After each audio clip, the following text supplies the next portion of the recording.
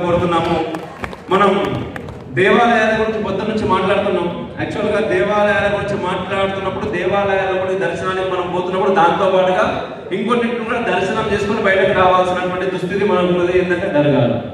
మన దర్గాల చరిత్ర ఏంటి అంటే నెక్స్ట్ సెషన్లో మీకు చాలా అద్భుతంగా చెప్తారు. ఈ దర్గాల చరిత్ర ఏంది, ఆలయాలు ఏంది, ఈ ముచ్చట్లన్నీ కూడా చాలా అద్భుతమైనటువంటి సెషన్ నెక్స్ట్ రాబోతుంది. అయితే వేములవాడ దర్గా హఠావో అని చెప్పేసి దాదాపుగా 108 రోజులు 108 దేవాలయాలు హనుమాన్ చాలీసా పారాయణం చేసే కాకుండా ఎన్ని రోజులు చేయడం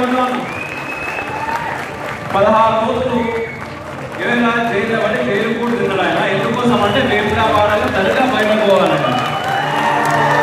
ఎవరు మాట్లాడాలి, ఎవరు మాట్లాడాలి ధర్మం గురించి?